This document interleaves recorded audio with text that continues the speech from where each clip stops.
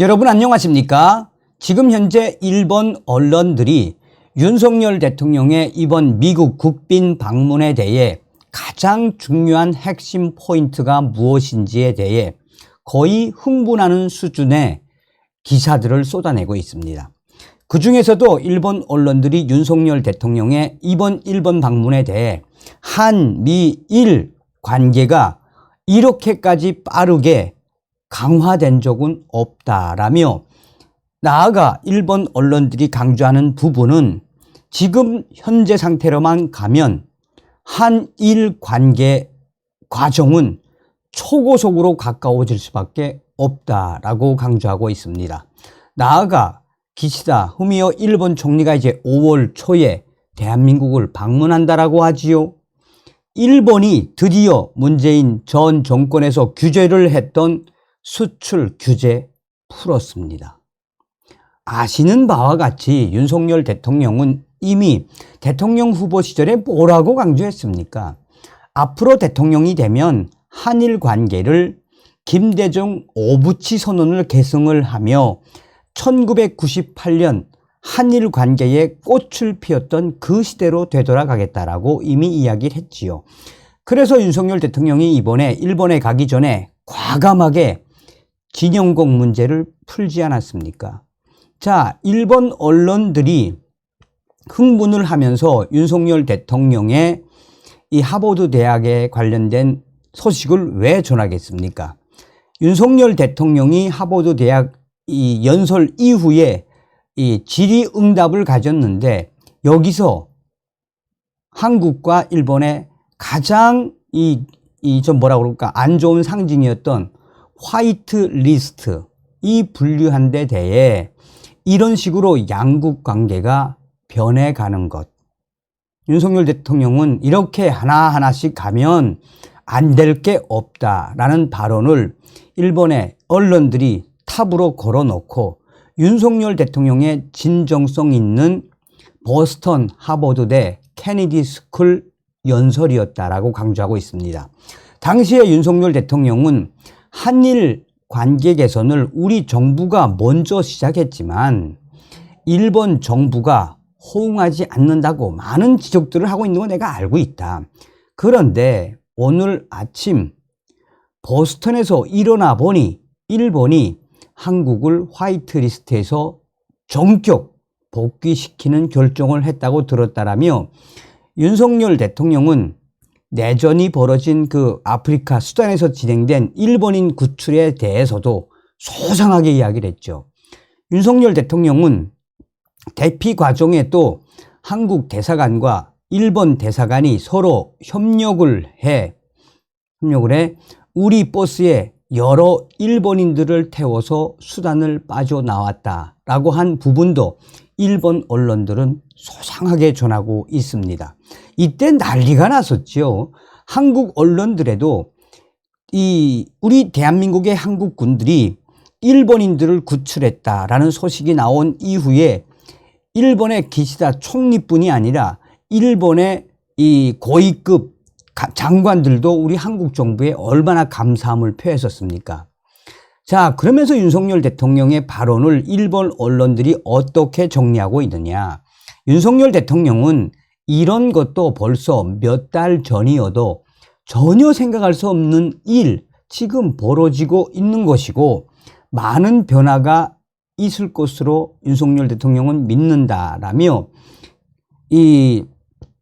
또 이날 총중과의 대화에서 일본인 학생과의 대화를 굉장히 중요하게 일본 언론들은 칭찬을 하고 있습니다.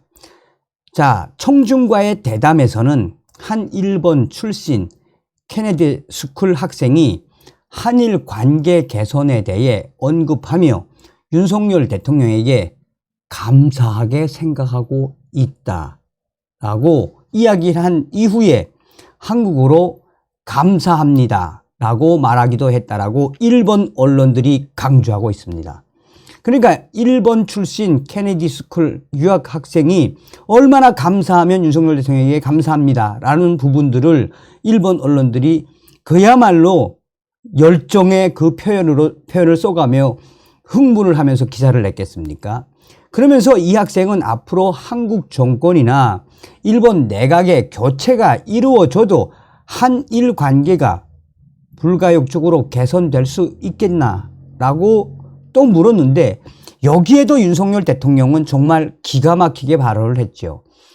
일본 유학생의 발언에 윤석열 대통령은 한국과 일본 국민들이 서로 더 좋아하고 미래를 위해 더 협력하며 문화에 대해 더 관심 가질 수 있는 변화를 시작하려는 것이라며, 지금 그런 변화가 이루어지고 흐름이 만들어진다면 한국이나 일본의 정권 담당자들이, 정치인들이 변한다 해도 그런 흐름은 변하지 않을 것입니다. 왜냐하면 이미 국민들한테는 그런 변화가 자리 잡았기 때문입니다.